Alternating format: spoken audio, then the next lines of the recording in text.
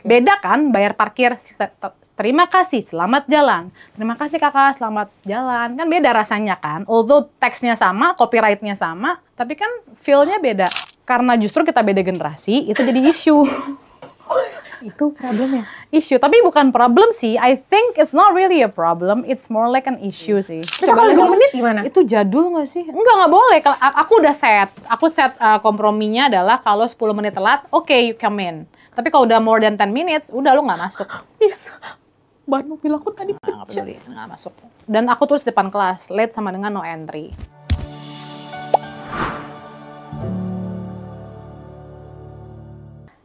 Semangat pagi kawan Komar. Hari ini kita kedatangan tamu istimewa. Beliau adalah senior, inspirator, dan juga salah seorang yang sulit sekali untuk diajak ke sini karena sibuk. Saya akan membukanya kali ini agak jauh lebih berkelas ya. Ada satu kutipan Ki Hajar Dewantara. Waduh. Sebagai salah seorang tokoh Bapak Pendidikan Indonesia. Disimak. Ada kutipannya nih, nanti dicari ya tim editor di sini-sini. Tadi belakang Tutwuri Handayani. Oh, kamu nggak hafal? Aku nggak hafal, tapi belakangnya Tutwuri Handayani. Ing Madio Sung Tulodo, Ing Madio Mangunkarso, Ing Ngarso Sung Tulodo, Tutwuri Handayani. That's correct.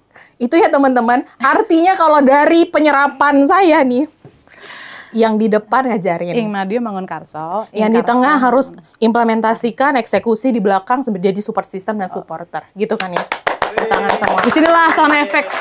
Masuk ya, applause ya. Beliau adalah seorang edukator yang sedang diberikan beban tugas yang sangat berat itu tadi dari Ki Hajar Dewantara untuk bisa mengimplementasikan kutipan yang sangat luar biasa tadi kepada generasi-generasi zillennials dan alpha di Indonesia. Kita sambut Miss Elsa.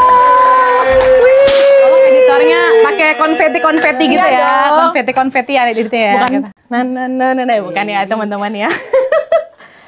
Hai, Halo. kita panggilnya Miss ya teman-teman di sini. Selamat datang di kamar Komar. Dari gedung 150, lantai 150 Iya. kawan Komar. Terpantau sudah macet ya. Iya. Hati-hati pulang guys. Warga-warga selamat berjuang menghadapi Jakarta yang keras. Iya, kita udah ngomongin soal Jakarta yang keras. Seberapa keras hidup di Jakarta atau mendidik generasi zillennials? Keras banget lagi. Keras banget lagi. Pada dasarnya pendidikan itu kan never ending learning ya. Kebetulan di bidangku karena adalah levelnya higher education atau kuliah, ya kita menghadapi young adults. Anak bocah bukan, orang dewasa juga belum. Jadi challenge-nya lebih ke attitude daripada konten.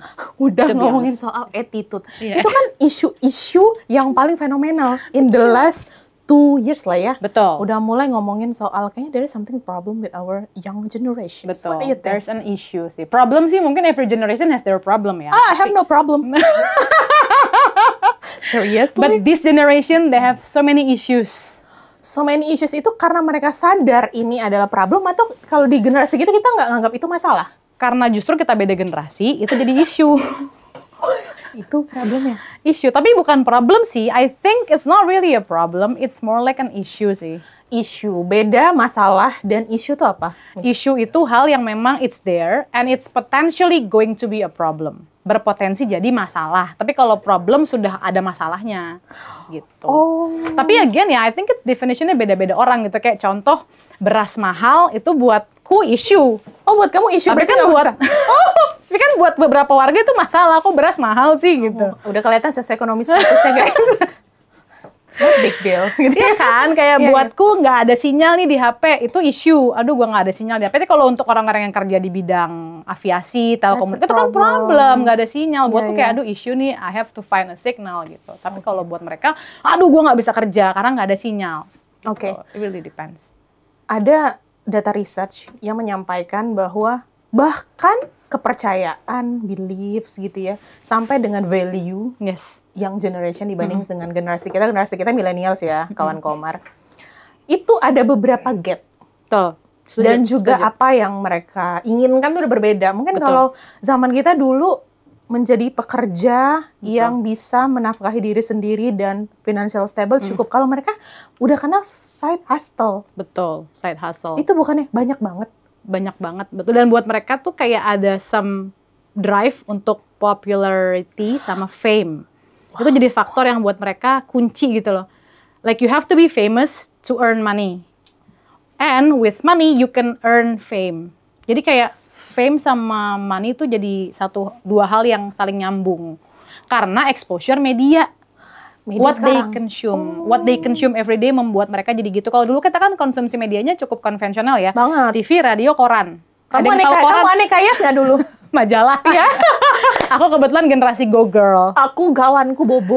Gadis until now. Gadis. Tapi kalau kita dulu majalah, TV, radio, newspaper itu buat kita adalah kayak that's the main, kayak lu keren gitu. That's the window of the world. Now mereka bukan lagi media sosial, media konvensional, tapi mereka udah, lo TikTok, apa IG, atau Snapchat, wah udah, dan massive stream of information yang bikin mereka punya direction baru nih gitu. Bahwa hidup itu adalah fame, are you known, are you someone, sama how much money you earn based on your account based on your popularity. Popular. Ekstrim ya? Usia yang tua. Come on. Generasi kita luar biasa ya, udah adulting banget nih kayaknya. Aku yang adult. Kamu yang adult. Menolak tua. Nggak, tapi karena based on my job, karena aku dosen, jadi I always interact with mereka kan. Jadi somehow terpengaruh dengan, dan mereka makin tua, aku makin muda. Oke. Slang yang terakhir kamu dengar dari mahasiswa kamu? Velocity nggak sih? Aku nggak. Statue. Oh my goodness.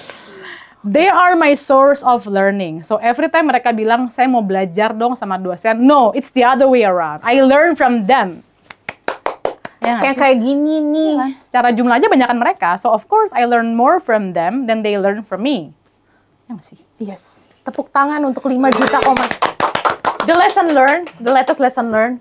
You have learned from lesson beneran. Apapun bentuknya. Bahwa it's important to filter what you know and punya boundary sendiri sama dunia luar gitu loh. Like it's okay to have performance. Second account tuh buat mereka ternyata second account is okay. Kayak ya lu punya stage dan lu punya dapur gitu. That's what I learned. Oh oke. Karena personally I'm a person who dapur gue ya panggung gue. Like I'm like this. Jadi kalau orang wondering, lo gini juga nggak sih sama suami lo? Iya lagi. Transparent ya kita. I'm very transparent. Iya kan? Yeah, but my students dan anak-anakku di kelas yang mahasiswa, they teach me to be like, you have to have a stage, ma'am, and you have to have your kitchen where nobody sees what you cook. Wow. Kayak that's what I learned. That's really Padahal itu secara concept. Tapi secara teori itu udah lama ada Kak. Namanya Irving Goffman. Dia ngomongin teori soal front stage. Front stage, backstage, cari ya, Irving Goffman. Guys, if you're looking at this video, yes, go find it. Irving Goffman, komunikasi teori itu performance bahwa setiap manusia itu pasti punya front stage, punya backstage. And that's what makes personal branding. Itu dari situ ternyata. Bukan personality disorder. Beda ya. I'm asking you. Ya itu ada lagi termsnya secara klinis. Impersonate beda ya? Beda lagi. It's part of your performance. Jadi kita tuh setiap hari performing ternyata di depan orang. Oh iya benar. Iya, dan performance sekarang udah beda level. Levelnya adalah social media. Kita selalu jadi pemeran pembantu juga kan di cerita orang lain. Jadi kadang-kadang pemeran pertama. Ya konsepnya ada irisan-irisan kayak gitu-gitu ya. Ternyata teori itu berevolusi terus. Teori itu tuh dulunya kepake. Itu berkembang di zaman industri revolusinya Inggris. Oh wow. Zaman aku belum ada ya. Teori banget ya. Jangan serius-serius, temenan dulu. Terakhir serius aku putus. Oh gitu. Teorinya tuh muncul ketika orang tuh harus berhadapan secara diplomasi ke orang lain yang banyak. They have to impress them. That time to have the freedom to gain some image. Kayak lo mau jadi kelihatan orang apa, smart. Kayak Bung Karno tuh dulu personal brandingnya bagus banget karena dia punya front stage, backstage. Tahu Bung Karno kan? Iya aku tahu sih, itu presiden kita kan. Tuh dulu. Nah beliau tuh menerapkan itu. Tapi sekarang it happen tapi different level. Sekarang tuh media sosial yang jadi panggungnya mereka. Makanya ada second account. Dan nggak semua orang diundang ke dapur kan? Iya kan? Itu bahaya. Bahkan makanya. Di panggung pun ada close friend, ada close friend yang circle, smaller circle gitu-gitu. Oh my goodness. Terus ada lagi fenomena baru nih, yang beberapa tahun terakhir tuh jadi salah satu hal yang diperbincangkan sama penggiat digital media gitu ya, filter bubble. Apaan tuh? Jadi akibat adanya media sosial, yang sangat masif ini, orang-orang yang menggunakannya itu cuman dikasih hal-hal yang menurut mereka sukain atau mereka anggap itu benar. Jadi kita di dalam gelembung raksasa, ntar ada mirror. Kita cuma dipantulin hal-hal yang kita suka. Jadi kayak kita jadi sulit punya multi perspektif. Iya, algoritma nggak sih itu? Algoritma yang buat kita jadi ngerasa bahwa semua value kita tuh benar, yang lain nggak ada yang benar. What do you think? Dan jadi makin sempit gak sih knowledge kita? Yes, itu gimana tuh? Tapi algoritma kan bisa diakalin ya. I mean, if you know the tool, and if you know how to use it, you can actually expand your algorithm dari yang cuma itu doang, jadi yang lebih luas dengan cara punya second account. Yang pertama, yang kedua adalah put your phone down. Itu ngaruh banget ya, guys. Put your phone down for at least one day. Kayak isolate yourself dari digital dan lo harus banyak terjun ke dunia lo sekitar. Even sekecil kayak ngobrol sama tukang sayur depan rumah. Nggak usah ngobrol deh, saya introvert gitu kan. Jangan ngobrol, observe. Tapi kan juga itu mengeluarkan energi. Iya, tapi kan at least it's not your algorithm, it's more natural kan daripada mesin.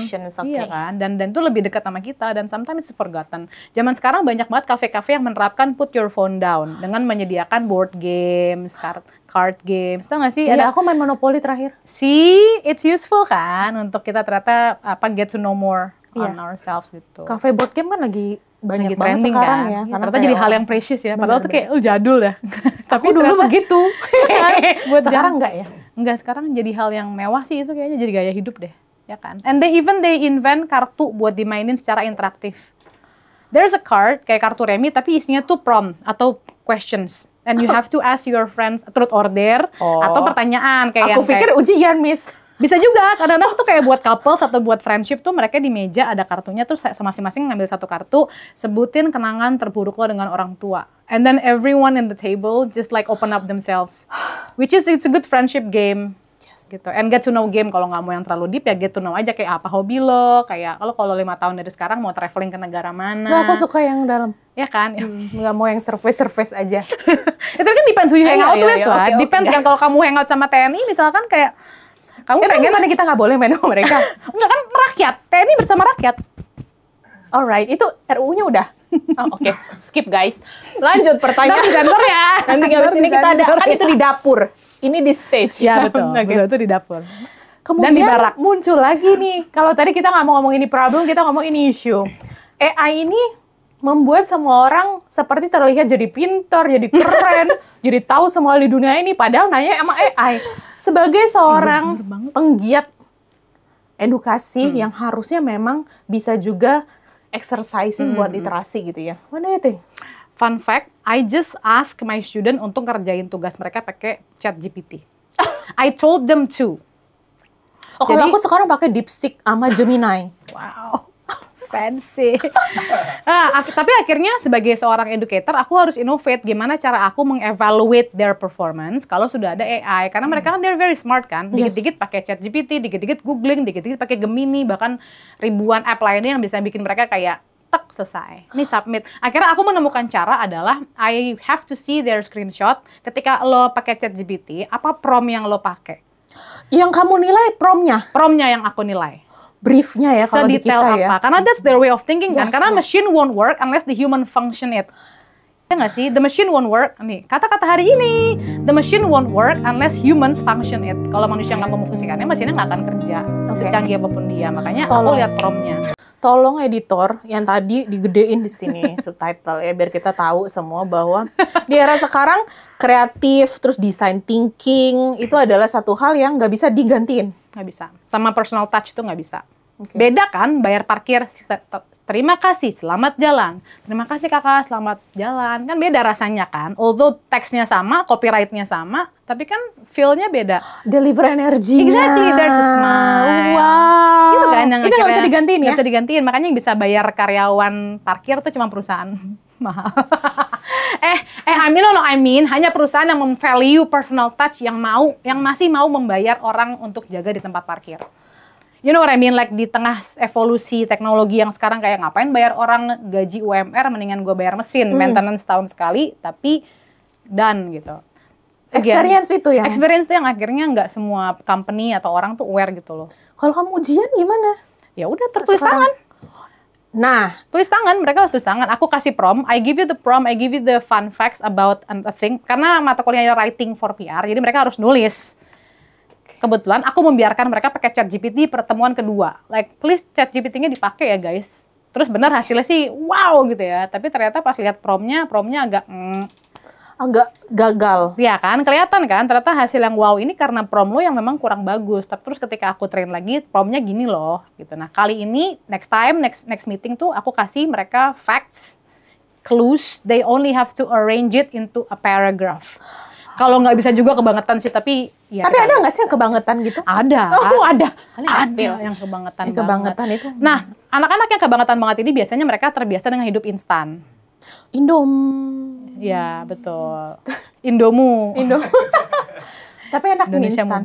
Iya lagi, bener lagi. Tapi kan efek jangka panjangnya nggak bagus, Kak. Iya benar sih. Ya Semuanya kan? instan itu kan sebenarnya juga berproses ya. Iya betul. Dan balik lagi tadi akan kelihatan di hasil kok proses itu. Kalau Serius, prosesnya nggak sehat, prosesnya nggak bener, prosesnya nggak effort, di hasilnya nggak akan kelihatan. Gitu. I always test and retest sih mahasiswaku tuh yang sekarang sudah tergampangkan dengan digital. Aku akan selalu tes dan retest. Gimana tuh, Kak? They write a very good article, I question it. Maksudnya apa? Ngerti nggak yang ditulis? Verbal aja di kelas, verbal aja, tapi kayak gue tandain nih muka-muka. Oh, ngeri banget. Gue tandain muka-muka yang gue tandain tuh ngeri banget, guys. Tugas sekarang harus pakai jadi dosen kayaknya harus lebih pintar ya. Pakai Gdocs boleh, silakan pakai Gdocs, bahkan harus pakai Gdocs, so I know who did what. I see. Kamu melihat semua prosesnya ya. So in group work, bahkan presentasi pun kayak presentasinya tapi bareng-bareng ya, tapi nilainya individu. Gimana mem kan ngerjainnya bareng. No, every slide put your name on it and you present your slide only. Nah, mau nggak mau kan mereka langsung kayak bu, gitu. It happened many times, aku ngecek kok mereka ternyata nggak ngerti. Atau mereka ngerti tapi I didn't trust it karena during the class, aku kan attentive banget sama mahasiswaku ya, yang 49 orang itu. I'm very attentive karena dia nggak pernah ngomong, namanya muncul, terus dia bisa jawab pertanyaan. I question it dengan cara nanya ke grupnya. Tapi discreetly ya, kayak aku nanya sama mereka via email, via WhatsApp, kayak dia perform nggak, kerjanya ngapain. And then finally keluarlah curhatan mereka. Oh, see? My judgment was right gitu loh. So I always test and retest again. In-depth interview langsung. Iya benar. Aku pakai multi source gitu loh. Kamu sources. Oh my god. Berarti harus jauh lebih kreatif kan? Again, karena yang keren lagi kayaknya attitude deh. Zaman sekarang tuh lagi balik ke tadi ya. Attitude tuh yang kayaknya harus dibuktikan lu bener nggak sih bisa kerja. How to divide attitude in current situation? The way they come in class, mereka telat aja buatku tuh udah kayak gitu. Mereka telat dengan alasan. Kamu minusin berapa tuh? Enggak, aku minus. Aku biarkan mereka. Aku tandai. No, I came to a point di mana anak-anak ini sekelompok nggak perform. Dan ketika presentasi, ya beneran nggak perform. Aku tantang, guys, I can see that you're not performing in this. Kalian masih mau ikut subjek ini nggak? Mau ikut nggak? Kalau nggak apa-apa. Don't worry about grades. I'm gonna give you like minimum grades. You pass. Lulus kok, saya lulusin, tenang aja. Tapi kalian nggak usah di kelas ini karena ganggu saya, ganggu teman-teman yang lain, dan kalian pun capek. You fake it gitu loh. You fake being here, you fake your work, tapi terus nggak perform. Kita semuanya mau belajar. Terus mereka sempat terdiam karena mereka grup, two of them udah mau nyerah. Ya deh Miss, kita mau gitu aja deh Miss, yang minimal itu Miss. Udah tapi kayak leadernya kayak enggak, kita mau serius gitu. Dan until end of the semester kelihatan yang perform cuma si ketuanya doang, 2 temannya nggak perform. Followers ya. Ya of course different grades dong, to be fair kan, nilainya harus beda gitu. Tapi kan lagi-lagi ya itu karena nilai attitude jadi lebih capek dibanding nilai di kertas. You know what I mean? Kalau cuma nilai knowledge pakai Google Form selesai. Tapi kalau nilai attitude kan it takes your attention to be there. Ketika lo ngajar lo lihat mana yang ngangguk, mana yang ngantuk. Mana yang ngangguk, mana yang ngantuk. Bener nggak? Yang ngangguk kan antara dia ngerti atau dia sok ngerti, tapi dia try to look like gue ngerti gitu. That's the effort, right? Tapi kalau lo ngantuk kan berarti kayak, ya to you, this is not important, so you sleep gitu. Ya udah nggak apa-apa. It's so hard to PR ya. It's so hard to be a lecturer though. Makanya gaji kita gede. Makanya aku upcoming soon sebentar, Pak Prabowo. Ibu Wakil Menteri Pendidikan, Ibu Wakil Menteri Pendidikan, Ibu Wamen kita itu bilang memang salah satu skill yang dibutuhkan basic ya adalah menulis, karena itu adalah bentuk cara kita mencurahkan seluruh isi kepala kita. Sayangnya menulis adalah produk dari membaca. Makanya writing is a product of reading. Sementara Indonesia kan literasinya kan rendah ya. Indonesia yang mana, maaf? Indonesia. Kita Indonesia. Gimana, Miss? Naikin lu minimal literasi deh. Kan orang sukanya snack konten. Apa-apa juga kalau cuma short doang. Senengannya video, senengannya ya dengerin daripada gimana? Baca gitu. Ada nggak starter pack paling gampang? Ya ini dari sekolah itu akhirnya kayak lo harus baca, kasih tugas yang mengharuskan mereka buat baca. Sekarang bahkan bacain dong, summary-in bisa juga loh, Miss. Iya, makanya aku lagi suka ngasih mereka tuh Google Form tau. Jadi mereka harus baca dan mereka harus milih yang mana nih jawaban yang benar. Ternyata multiple choice itu membuat mereka membaca daripada mereka cuman suruh uraian. Karena sekarang copy paste kalau uraian. Yes, dan kita malas periksanya. Oh, ada note di situ, bagus. Ini lebih ke efisiensi waktu. Multiple choice selain efisiensi waktu, mereka jadi harus baca untuk menentukan mana jawaban yang benar gitu. Dan ya kan, that's a trick. Sekarang juga AI malah udah bisa capture, pilih yang mana yang benar. Iya, benar-benar. Gak apa-apa. What do you think? It's okay. I can always test and retest kan? Yes. Ingat gak? I test and retest. That's the test and retest adalah verbally question them. Oh, berarti harus ada leveling tertentu ya? Betul. Kamu nggak nyesel kan? Jadi edukator? Enggak lah, karena ini memang gak cuma dunia tapi juga akhirat. Kita masuk ke dalam belief and religious. Tanya dong mama gitu. Ya. Mama, balik lagi. Ma, tanya dong gitu. Jadi ada data juga yang baru dikeluarin sama IDN, research gitu ngomongin soal zillennials dan juga alpha. Mereka adalah orang yang sangat punya belief terhadap religious thing itu cukup unik. Contohnya gimana tuh? Kalau ngomongin soal penerimaan, ngomongin agama, soalnya minum dulu. Iya. Kita ngomongin religious ini salah satunya nggak cuma interaction ini ya vertikal kan, gitu. Tapi juga ada horizontalnya gitu. Nah, cara mereka melihat tuh kadang-kadang unik. Ada salah satu rekan Komar di sini juga unik karena suka mempertanyakan kayak kenapa kebenaran itu hanya ada satu dan versi lu doang. Iya, benar. Big questions. Is that the question for me? Yes, it's for you. Karena kebenaran kan sifatnya personal ya. Everything is subject to everyone's opinion, nggak sih? Ya kan? Balik lagi, tapi kemampuan menalarisasi kebenaran itu kan balik lagi dari faktor-faktor eksternal dan juga internal. Kalau banyak baca harusnya lebih. Ya lagi-lagi ya, kalau banyak baca dan banyak tahu, harusnya dia lebih open-minded sih. Aku sih lebih banyak stalknya kalau sekarang.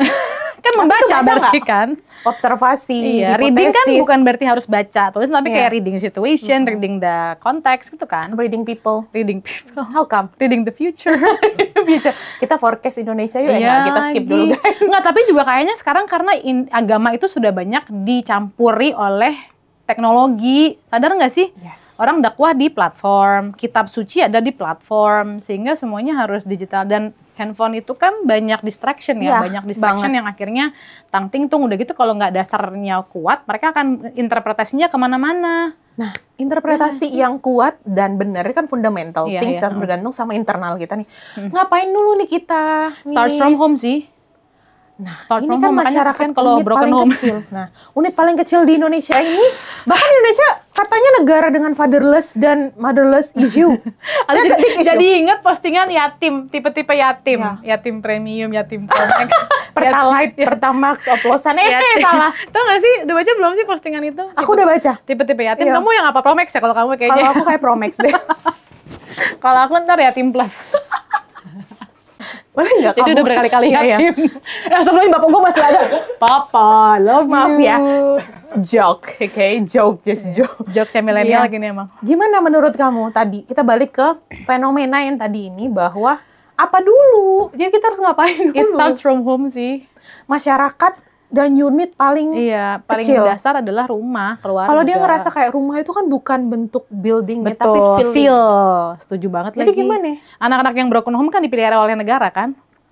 Fakir miskin dan anak terlantar bukan itu? Iya, kan orang miskin kan bener juga sih. Makan bergizi gratis, dapat nggak? Iya kan, aku enggak lagi. Kan kamu bukan anak yatim. Aku makan bergizi tapi enggak gratis. Iya, oke, bagus. Dipelihara negara, berarti kan negara dan semua turunannya sampai ke sampai ke DKM ya, Dewan Kemakmuran Masjid. Nah, harusnya kan mereka menaungi komunitas sekitarnya, society yang ada di sekitarnya nggak sih? Kayak ketika ada anak yatim atau anak yang tidak tersentuh oleh pendidikan informal yang benar ya, ambil, didik di masjid lo, didik di gereja lo, gitu loh. Gitu nggak sih kayak kan idealnya? Itu Idealnya. Prakteknya adalah lewat berbagai institusi yang akhirnya memanjangkan tangan mereka untuk mengabdi pada masyarakat. Kalau di kampus tuh ada Tridharma ya, kalau yang nggak tahu Tridharma perguruan tinggi. Aku tahu. Tahu kan, mengajar, meneliti, sama mengabdi pada masyarakat. Nah, pengabdian ini yang harusnya tercermin ke masyarakat sekitar. Key performance indicator dalam mengabdi kepada masyarakat itu apa? Masyarakat yang diabdikan punya progres yang terukur. Sama kayak CSR, cuma perusahaan. Tapi kalau ini adalah para dosen, para pendidik di perguruan tinggi tuh harusnya mereka punya action real yang gue mau melatih anak-anak untuk bikin software atau bikin akun di Instagram yang aman.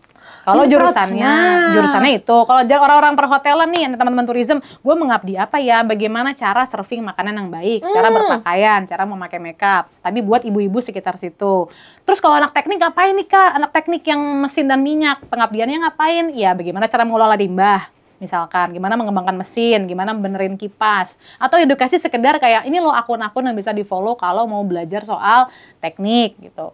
Teman-teman di studi pangan, pengabdiannya apa ya? Ya, makan gratis, makanan bergizi. Maaf, nggak gratis. Makanan bergizi itu kandungannya apa sih? Oh, protein tuh ini ya teman-teman TK atau guru-guru SD yang dilatih gitu. Kan lagi-lagi tergantung gimana dia merencanakan pengabdiannya kan. Kalau mengabdi setan ya berarti kan sesajen. Lihat ya teman-teman, kalau orang intelek ngomongnya begini nih. Nah yang nonton tuh harus paham ya bahwa seluruh yang diomongin tadi itu adalah output dari dia observasi, belajar, bikin kesalahan, berbagi, iya benar. Dan bikin kesalahan. Tapi itu kan salah satu hal yang bukannya satu bentuk kita menerima sebagai manusia ya? Yes. Bikin kesalahan. Aku encourage anak-anak mahasiswaku untuk, ayo dong bikin salah. Iya kan? Kalau nggak salah kita nggak belajar. Iya, jadi ada yang ceplas-ceplos juga aku terima. Gitu. Tapi kayak, nilainya belum tentu bagus. Enggak, nilaiku selalu, aku kalau jadi dosen aku selalu ngasih nilai bagus. Aku mau dong jadi mahasiswa. Jangan. Nanti buyar fokus aku. Ngajar teman sendiri, jangan ya. Oh gitu. I always give, at least aku selalu meluluskan mahasiswaku. Buat aku untuk tidak meluluskan dia, itu banyak banget pertimbangannya. Kayak ngapain sih nggak gue lulusin gitu. Iya sih. Ngapain sih nggak gue lulusin, nyontek aja aku kasih 0. Tapi aku lulusin karena pasti ada nilai lain yang bisa aku dongkrak. Pasti aku gituin. Kayak to me, to be a lecturer is more than just giving grades. It's to educate them, give them experience, give them long life learning. Dan aku selalu tanemin ya tiap kelasku tuh bilang gini, kalian tuh sebelum berangkat kuliah, ritualnya apa sih kalau boleh tahu gitu. Terus ingat gak yang kalian kali itu siapa? Ya, walaupun ya agak zonk kalau saya biar sendiri kebetulan. Ada yang gitu kan. Influencer tuh pasti. Iya. Ada yang, tapi kan mostly pasti orang tuh membayarin. Terus kebayang gak sekarang nih jam segini kalian kuliah, tidur di kelas, benerin makeup di kelas tuh orang tua kalian lagi ngapain?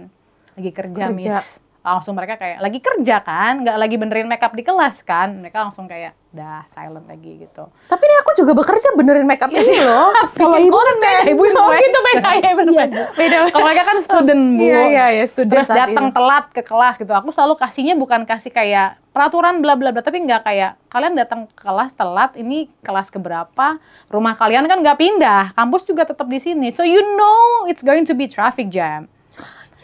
So get the hell earlier gitu loh. Terus, itu nice banget lagi ya, terus aku bilang kayak saya waktu dulu ya emosional banget nih. Jadi mau nangis. Sama saya tuh harus ninggalin bayi saya umur 8 bulan masih nyusu sama saya, berangkat subuh demi nggak telat datang ke kelas ini. Terus kalian dengan gampang macet, sorry. Kamu pernah jadi bayi kan? Aku pernah jadi bayi. Waktu itu ibu aku tinggalnya aku mau babysitter. Tapi aku nggak sedih sih. Biasa aja ya. Iya. Ibu aku guru BTW. Jadi kayaknya relate sama hal-hal yang ya kan? Begini. So you have to know that time is apa? Time is money. Ya salah. Time is waktu, guys. Time is waktu. Bukan money, guys. Salah. Time is waktu. Waktu adalah uang. Time. Lucu banget nih bungkus karet 2 nih dosennya, pantesan dicintain sama generasi zillennials gitu. Waktu adalah time. Ya, okay. Nggak uang juga sih, kayak ada kan yang kayak pro bono. Jokes itu milenial loh, sumpah.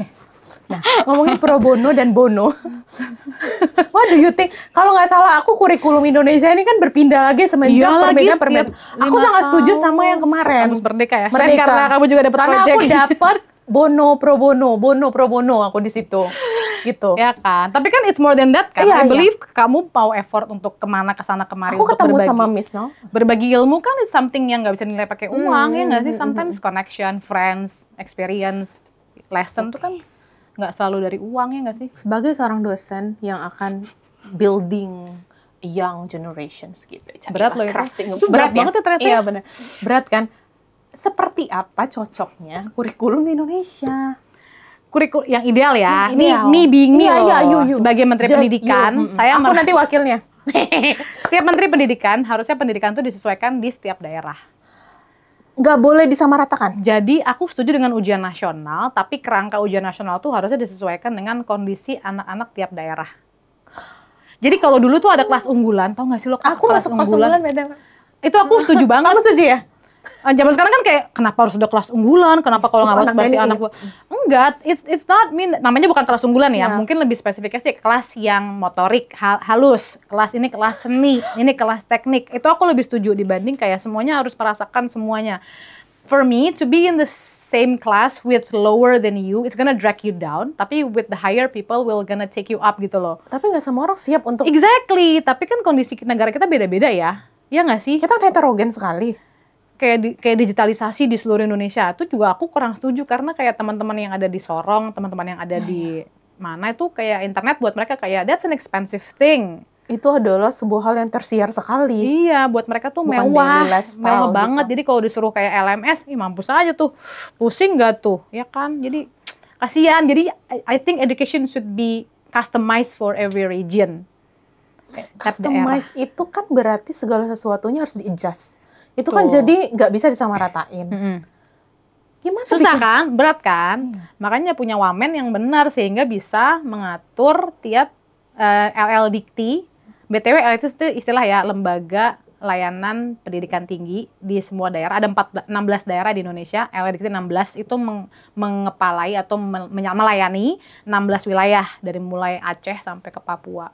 Harus bagus tuh. Nah, mereka semua punya standar yang sama, tapi kan dalam implementasinya pasti harus beda-beda kan, sehingga kelihatan banget karena kebetulan aku juga juri pemilihan mahasiswa berprestasi.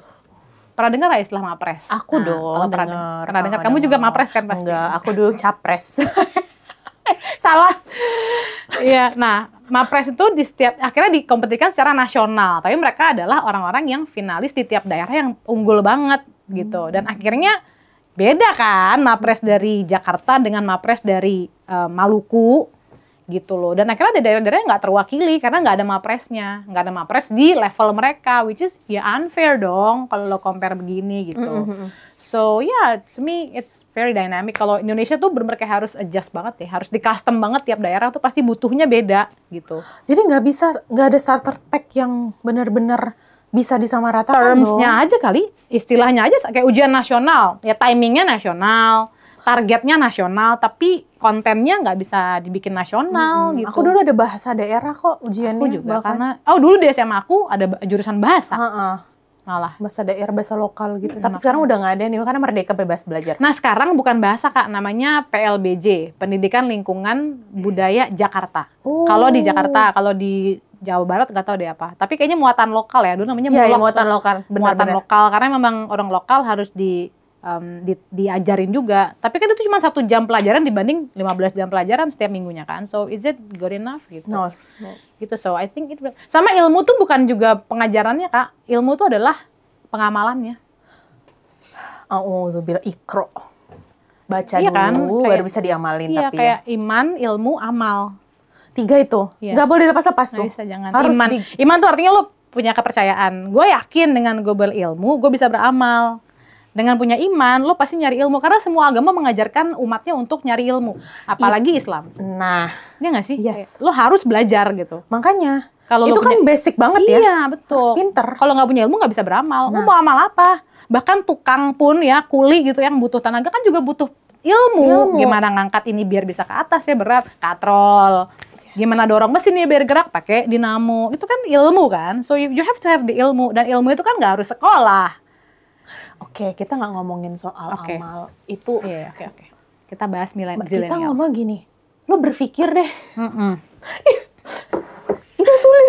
Malas mikir ya. Gini, coba lo berpikir, bernalarisasi. Ini make sense nggak gitu? Yeah. Itu aja nggak semua orang punya kemampuan itu, Kak. Ya lagi, bener lagi. Aduh, gimana ya? Iya nggak kan? Jadi kayak PR-nya tuh banyak banget. Banyak banget. Jadi young parents, you have to be ready for the next generation. As a young parents, kamu kan punya generasi alpha nih. Di atasnya generasi zilenials ya. Baiklah. Anakku soalnya agak lain. Kayak film itu ya. Agak lain. Dia gini, ketika semua anak seumuran dia sudah familiar dengan googling, dia malah menertawakan itu, Kak. One day, she brought her homework with me kan, ngerjain bareng nih. Kayaknya science ya. Terus ada pertanyaan yang gue nggak tahu jawabannya apa. Karena it's too technical kan. Kayak, bayangan kalau nggak salah, kayak itu kan IPA ya, bayangan, fisika gitu kan. Ini apa ya gitu kan, karena dia cuma ngasih soalnya, ya aku googling di depan dia, karena depanku laptop, aku googling kayak, oh jawabannya ini Kak. Terus dia ketawa, kenapa? Ibu ngapain googling, kan di buku ada. Wah, aku suka anak-anak konvensional ini. Oh, berarti sekolahnya berhasil ngajarin dia buat jadi orang kampung. Enggak, orang yang konvensional. Fundamental things itu kan dari situ. Iya, dia bilang kayak, ibu ngapain googling, kan di buku ada. Baca maksudnya. Berarti kan? Logiknya, berarti logiknya dia lah logik yang bener ya. Dia di sekolah diajarkan untuk everything is here, so you don't have to go anywhere gitu loh. Just Ikro. Ya kan? Bacalah. Setelah lu baca, lu berpikir. Jangan dibaca, jangan ada berpikir. Iya, kayak tadi kan ibunya berarti instan, berarti instan kayak googling aja lah gitu. Bagus nih, berarti kan mendidik. Nah, berarti masyarakat. Generasi alpha sekarang nih mungkin akan muter lagi Kak, cycle-nya Kak. Feelingku ya, kawan Komar. Iya betul, kawan Komar. I can be the host. Ya, kita akan kerja sama abis ini jadi next host. Kawan Komar mungkin generasi berikutnya akan berputar gitu loh. Kayak justru buat mereka hal yang kertas tuh adalah mewah. Iya nggak sih? Kamu dulu pakai diary gitu nggak sih? Iya. Journalingnya kayak, hari ini aku bete banget nih soalnya, gitu nggak kamu? Iya, gitu. Bahkan aku punya best friend, kita namanya buku dosa, best friend journal. Jadi I have a book, berdua sama teman, kita tiap hari tuker-tukeran. Cerita hari itu, gue bete banget nyokap gue mau bokap gue berantem tapi di depan tetangga. And then next day dia bawa, aku baca, oh ya kasihan lah, aku kasih komentar, gantian aku cerita. And it's about random things gitu loh kayaknya. Itu sama temanku namanya Tio, tapi Tio is gone now, aku nggak tahu dia kemana. But Tio, kalau kamu tahu reach out beliau sekarang. You have to, please contact me. Iya, tapi nggak usah lagi tulis di journaling ya guys ya. Langsung WA aja WA. Iya gitu. Itu tuh yang mungkin sekarang kemewahan ya. Berbalik nggak sih, kayak generasi berikutnya akan berbalik nggak sih? Ya, kayak zaman dulu ketika kita kecil kan, profesi-profesi kayak dokter, tentara, ASN tuh kan profesi goal banget ya. Insinyur. Profession juga. Iya kan, kayak lo berhasil kalau lo adalah dokter. Iya. Kalau dosen kayak ngapain lo jadi dosen, ngapain jadi guru gitu. Itu keren. Dulu, tapi zaman sekarang kan malah kayak influencer dong yang keren. Yang keren tuh content creator. Jadi mungkin nanti ketika mereka gede, kebalikan lagi kan. Kamu jadi ASN aja deh kayaknya. 360 ya. Iya bener. Nah sekarang tuh kan datanya juga ngomongin itu. Mereka mau jadi influencer. Influencer adalah orang yang paling berpengaruh dalam hidupnya. It's like a profession gitu kan, like professional thing kan. Anakku juga mau jadi YouTuber kok. Aku mau jadi YouTuber gamer, Bu. Kayak tau kan apa game streamer ya, streamer kan namanya. Iya. Jadi nonton game, dia main game tuh ditonton sama orang. Iya. And they make money out of that. Lebih rich lagi dia. Iya, kids rich sekarang. Rich kids. Iya kan? Just to play games, mereka make money loh. Nggak, serius. They earn millions of dollars dalam setahun. Cuma main game, direkam, which is screen capture ya, screen record, dan mereka rilis ke YouTube, tuh advertised. Bagaimana kamu bisa mengajarkan kepada mereka value of money dari kesempatan mendapatkan uang yang so easy kan? Iya lagi anak-anak zaman sekarang gampang banget ya bikin konten. Kita gimana tuh? Anakku ngajarin coding sih untuk mereka buka potensi mereka. Coding kan logik ya Kak? Kayak logik. Karena aku orangnya dulu kecewa banget ya sama diriku sendiri dan enggak loh, kenapa sih gitu? Enggak, karena it turns out I have potential in mathematics, tapi orang tuaku tidak mengeksplor itu. Dan aku pun dulu males gitu loh. Aku jadi nggak sosial juga, aku jadi gini. Butterfly nggak bercanda. Tapi anak-anakku aku buka banyak hal untuk mereka ngembangin diri mereka gitu loh. Aku dulu mau balet tapi nggak jadi. Tapi akhirnya kamu jadi jack of all trade kan? Yes. Akhirnya kamu jadi bisa semua hal kan? Karena dituntut. Ya sih. Multitasking tapi nggak bagus katanya. What do you think? It depends. Loh, sekarang aja aku istilahnya kayak dosen bispak nih. Karena ngajar apa aja bisa. I mean, you know what I mean? Like, when you know many things, although it's small, you become knowledgeable. Yes. Tapi if you know one thing for deep, you become professional. Yes. Ya nggak sih? Nah, kan tinggal dipilih lu mau jadi profesional atau mau jadi multi talent. Ujung-ujung gitu. Profesional, mau nggak mau. Karena tuntutan kehidupan ini. Harus ada satu yang deep kan. Yes. Dan generasi sekarang nih, karena mereka dekat dengan teknologi, ngebuka mereka buat, gue mau jadi apa aja deh yang gue bisa. Dan jadi sebagai parent sih harus enable anaknya punya potensi apa, nggak bisa lo arahin. Dulu kan orang tua kita maksa ya, ayo CPNS, ayo UMPTN. Iya lagi. Masuk negeri, lo harus masuk negeri, lo harus jadi ASN. Lo harus jadi dokter, kalau enggak gagal. Waduh. Karena kan cakrawala mereka juga nggak selebar kita sekarang kan. Sekarang kayaknya harus dibuka sih, biar anak-anak punya kebebasan buat memilih. They are the generation of asking why. And you have to have the answer them every time they ask. Tapi kalau kita jawab, nggak semua di muka bumi ini tuh punya jawabannya. Itu nggak bisa, diterima. Kak. Aku harus jawab. Hal kayak Bu, kalau kita mati kita kemana? Ke alam kubur, jadi bahas agama. Ke alam kubur? Iya, akhirnya bahas soal agama. Bu, bayi itu datang dari mana? Akhirnya bahas biologi. Wow. Kisah Nabi aja dipertanyakan. Itu kebenarannya gimana, Bu? Enggak, Kak, kayak logikanya. Karena neneknya cerita soal kisah Nabi Yusuf. If you know, in the book itu kan Nabi Yusuf cerita digoda oleh si Zulaika kan. Mamaku tuh menceritakan dengan kata-kata yang vulgar. Diperkosa. Waduh.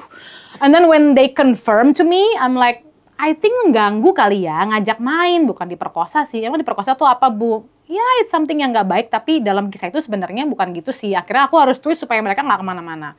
They even ask, Bu, non-biner itu apa? Aku kayak, aku dulu sih zaman kita kayaknya belum terpapar itu dengan sangat lugas ya. Then now they question it, and I have to answer it. Nggak ada ruang buat jawab, Ibu nggak tahu. Nggak ada kayak gitu. Like you have to know why. Ibu tanya ChatGPT.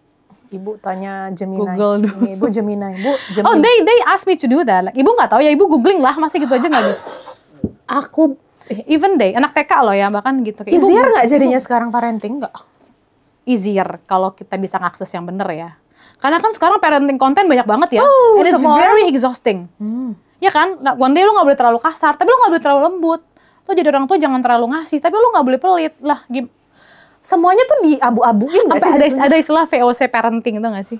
Tahu Belanda ya yang itu? Gaya Belanda yang kayak pergi nggak? Kalau nggak ambil sapu, ambil sendal. Aku kan lebih suka kayak gitu. Our generation, Kak. Ya, gitu, kan? Their generation kamu dilaporin kamu ke KPAI. Ya kita salah-salah chat aja kan? Iya kan KPAI Komisi Pelindungan Anak. Iya bener kan? Tersinggung aja kan bisa kena mental. Betul. Itu kan. Itu mental health issue era. Ini kan sekarang mental health issue era. Jadi kalau kamu menyentil satu hal sensitif di hatinya itu kan. Akhirnya parents sekarang harus play role. Aku sama suamiku play role, bad guy, good guy, bad cop, good cop ya. Jadi kalau suamiku marah, aku nggak akan belain mereka tiba-tiba. Aku kan diam dulu biarin mereka dia marah, selesai. Begitu selesai, aku menjelaskan kenapa ayah marah. And they apologize to each other, they hug again. Balance gitu loh, Kak. Kayak gue marah tuh punya alasan.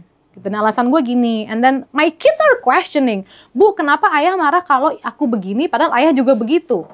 They ask for an example. You have to show them. You cannot just tell them, but you have to show them. Oh my God. Itu berat banget, men. Kayak bangun pagi saat weekend tuh kan kayak dia questioning ini lagi gitu. For some people kayak, aduh weekend kenapa harus bangun pagi? Ibu aja nggak bangun pagi. Iya lagi. Kenapa kalau sehari mandi 2 kali? Ayah cuma sekali mandinya. Hal itu kan fundamental home thing yang kayak why?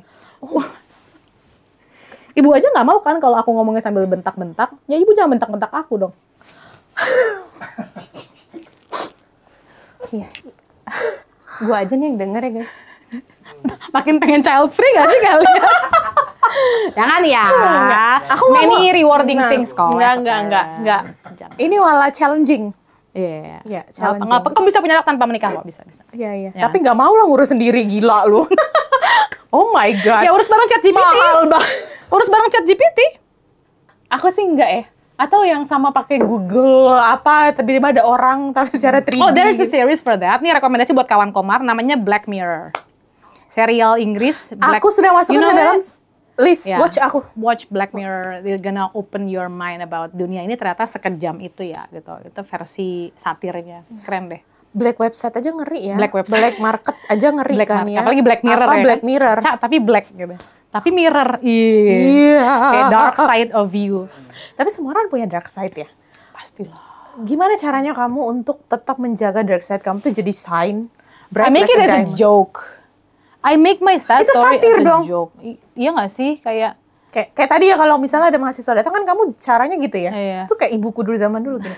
Kamu jika tidak mampu untuk kuliah dengan mendapatkan nilai dengan GPA standar ini, kamu silakan melanjutkan di tempat kuliah lain dan bayar sendiri. Itu kan kayak I'm questioning jadi, oh my God. Apa ini maksudnya? Depend on her lagi gitu kan. Gimana nih?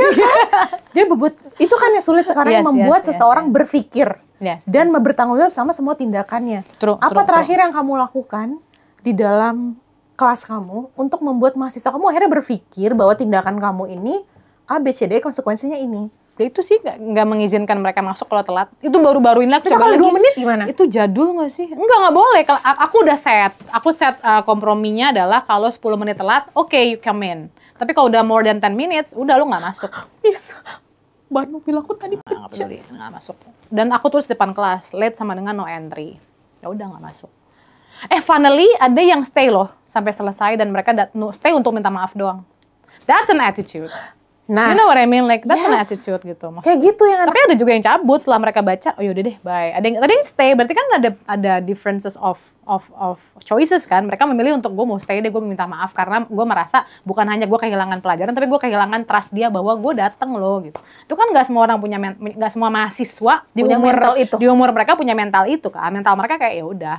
Kebanyakan mental adalah gue udah bayar ya, gue harus dilayanin gitu. Mental industri. Itu anak-anak mahasiswa kayak Raya nggak sih yang kayak gitu? Nggak ya? Kadang-kadang yang justru miskin begitu. Justru mereka merasa miskin mentalnya, inget mental yang miskin, mental yang miskin kan, Miss?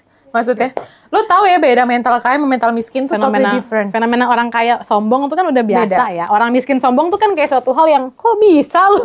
Ya kayak gini, hoi gitu kan, gitu pengen gitu ya, hoi. Udah miskin lagi. Tapi gitu. Edukasi dunia pendidikan zaman sekarang banyak sekali kejadian gitu sih Kak. Anak mahasiswa-mahasiswa yang punya mental customer. Mentalnya adalah gue udah bayar, gue harus dilayanin. Padahal mereka kan learner, bukan customer. Their parents are customers. Karena they pay for it. Tapi kan anak-anak ini adalah learner kan. Salah dong positioning Anda. Anda memposisikan diri sebagai customer. Ya salah dong ya kan. Lu di situ kan ini. Iya, sebagai orang yang menerima service bukan berarti customer kan? Iya, benar. Gimana sih? Iya benar ya. Orang yang nerima service tuh belum tentu customer real nih. Betul. Ya, you have to divine it. Makanya kode marketing ada di situ. Untuk ngebantu kalau teman-teman salah positioning. If you need your business improve, call them. Yes. Jadi, ya teman-teman, kalau kita ngomongin lagi zilenial sama alpha, semua masalah fundamental yang disebutin sama generation yang lebih senior adalah attitude. Itu mahal harganya. Berapaan tuh? And it doesn't come with the wealthy family atau poor family. It comes with yourself. Oke. Di era yang sungguh luar biasa nyaru antara benar salah benar, abu-abu hitam gitu ya. Apa skills yang paling powerful yang nggak bisa digantiin deh untuk kamu nanti 5 tahun, 10 tahun. Ini kayak gini nih, harus gini nih gitu. Itu ngapain tuh, Miss? Skill bersimpati dan berempati pada sesama manusia. Sama hewan juga sih. Skill sama makhluk hidup ya. Sama komunikasi sih kalau aku rasa ya. Bukan karena aku orang komunikasi ya, but I believe that communication is the key. Me too, of course. Bukan cuma karena aku orang komunikasi sama. Karena orang teknik ternyata mau belajar komunikasi. Jarang kita lihat orang komunikasi, gue mau belajar dong cara gambar kayak arsitek gimana, nggak ada. Like they believe they can sell themselves with their skill gitu loh. Yeah, you know what I mean? That's why banyak orang-orang yang di dunia komunikasi, news anchor, jurnalis, customer service, backgroundnya kalau dicek nggak selalu komunikasi. Backgroundnya apa? Hukum, perbankan. Oh, gue jurusan farmasi, tapi lu kerja di customer service ya? Sih, gitu. Yes. Ya kan? Jadi, I think communication is a soft skill yang masih sering banget diremehin. Kayak gue nggak perlu sekolah lah buat bisa ngomong. Bisa ngomong standar lu itu yang lo harus cari tahu benar atau enggak. Betul sekali gitu. Berarti itu tadi ya empati dan komunikasi. Simpati, di mana itu semua akan outputnya adalah komunikasi yang benar kan? Betul. Tadi yang baik dan yang benar. Karena nggak benar sih, cuma baik gitu. Kayak kepala babi dimasak kan benar, cuma baik nggak? Tergantung. Kan? Tapi kan bener dong kalau ada kepala babi kan bisa lo masak jadi sop kepala babi kan enak. Tapi kan apakah itu baik dalam konteks itu kan lagi-lagi gitu ya. Dan itu kan haram buat orang Islam. Iya. Untuk coba kepala kambing kan bisa kita gulai kepala kambing. Untung saya nggak punya media outlet. Kalau gulai kepala sekolah nggak ada ya. Cek ke depan deh, ada paket di depan takutnya buat Winda Mizwar. Saya takut banget. Kalau aku sih itu adalah masalah utama leader Indonesia yang harus kita obrolin. Communication skill kan? Di sesi selanjutnya sama Miss Novel. Karena kenapa? Kalau kita ngomongin part yang paling gagal, yang saat ini sedang harusnya kita bisa berkontribusi adalah saya ingin kok menjadi orang di belakang layar para leader-leader dalam mengelola speech. Aku ya Gibran sebentar. Ya. Aku Mas juga Wapres. Mas Wapres. Mas, belajar sama kita boleh. Tapi kita juga mau kok kontribusi. Iya, kan that happens tuh eranya Jokowi tuh behind the scene. You know it kan, banyak konsultan komunikasinya yang nge-backup beliau sehingga citra beliau di 5 tahun pertama itu super. Itu dulu belusukan, pro rakyat, 5 tahun pertama ya, 5 tahun kedua sudah mulai terkontaminasi, 5 tahun ketiga udah pakai second account kan. Oh, udah pakai second account, terus pakai nama beda, ya. Kalau sekarang kita lihat adminnya sama. Iya sama. Makanya itu masalah Indonesia menurut kamu sekarang? Public, iya, masalah public speaking. Public sebagai leader. Public communication. Tuh. Karena kan nggak cuma speaking, Kak. Iya. Communication juga, Kak. Ketika lo bikin regulasi, ketika lo bikin kebijakan, it can be good, tapi if you don't communicate it, then it's gonna be bad. Tapi lo punya regulasi jelek banget, tapi cara mengkomunikasikannya baik, ya akan jadi baik. Oke, saya akan mempersiapkan makan bergizi gratis, ada komanya sama titik. Gimana cara tone-nya? Saya akan persiapkan makanan bergizi, tapi tidak gratis. Nah, bagus kan, guys? Tidak mungkin gratis. Karena kita ingin UMKM. Tapi itu, ya udah deh, nggak apa-apa. Banyak kan? Jadi inget nggak? Kegelisahan kita berdua sebenarnya banyak, tapi kita tahan ya, teman-teman. Jadi kawan Komar, kita akan ngebahas next session sama beliau adalah masalah utama Indonesia sebagai orang-orang leader-leader di luar sana yang ngerasa dia punya kuasa penuh. Namun tapi ternyata miss dalam mendeliver message-nya. Yes. Kepada orang-orang yang kurang literasi ini. Kontak kami. Kontak kami di untuk konsultasi. Kode Marketing untuk konsultasi. Kalau gitu, udah 5 jam kita ngobrol sama Miss Novel. Abis ini beliau akan harus mendidik generasi Alpha di rumahnya. Betul. Jadi, beliau harus saving the energy. Mempersiapkan tenaga saya untuk tantangan berikutnya di hidup ini. Sebelum kita terakhir, ada satu pertanyaan yang biasa kita tanyakan kepada narasumber kawan Komar. Kalau Miss dikasih kekuatan super, kamu pengen jadi apa dan dipakai buat apa? Kalau punya kekuatan super, aku mau jadi diriku sendiri, tapi dengan influence yang lebih luas dan mengeliminasi, nih, kayak Thanos ya, mengeliminasi orang-orang yang nggak mau muter balik tuh ngantri, yang nggak mau ngesen kanan, yang nggak mau ngasih orang nyebrang di jalannya, atau yang nggak mau stop di garis batas saat lampu merah. Alias orang-orang yang nalurinya itu naluri binatang. Gitu. Pengen deh aku mengeliminasi setengah populasi manusia, although it's gonna be my parents, aku akan ikhlas ya Allah kalau emang ternyata mereka tidak berfungsi terhadap populasi ini. Aku se-ekstrim itu tahu. Karena ya nggak sih, the problem with our country adalah populasi yang terlalu banyak sehingga mengontrol kualitasnya susah. Karena kuantitasnya banyak, kualitasnya susah dijaga. Makanya sih maksudku? Makanya KB itu penting buat aku tuh. Maksudnya mempersiapkan. That's not my context. Oke, silakan di-deliver. Perspektifnya adalah. Betul. Makanya lu jangan banyak produksi sesuatu yang kualitasnya nggak bisa lu jaga. Nah, that's the thing. And start with yourself ya. Sure. Dalam mencari jodoh, dalam menjadi parents, dalam menjadi seorang bos, dalam menjadi seorang rakyat pun, nggak, if you see my social media, aku sangat jarang mengkritik pemerintah. Aku malah lebih sering ngomongin Palestina.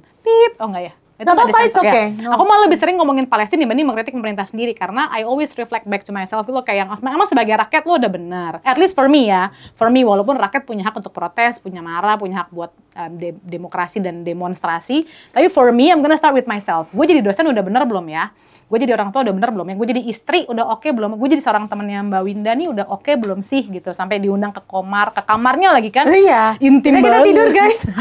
Intimate banget kamarnya langsung gitu. See? So start with yourself, and if you cannot control the quantity, control the quality. Kalau nggak bisa juga menjaga quality, do not produce anything at yourself. Do not try to maintain anything. Ya itu ya teman-teman. Tapi konteksnya ingat ya, semua ini adalah marwah kita untuk bisa membangkitkan jiwa literasi. Betul. Read. Young generation read dan juga improve tadi your quality nggak sih? Iya kan? Improve your quality itu kan dengan cara ya lu baca. Quality content, consume content yang gitu-gitu, teman-teman. Quality check. BI checking dan lain-lainnya. Jangan pay letter. Kemana-mana. Oke, kalau gitu terima kasih kawan Komar. Kita akan ketemu lagi di next session. Bye-bye. Jangan lupa ikro ya.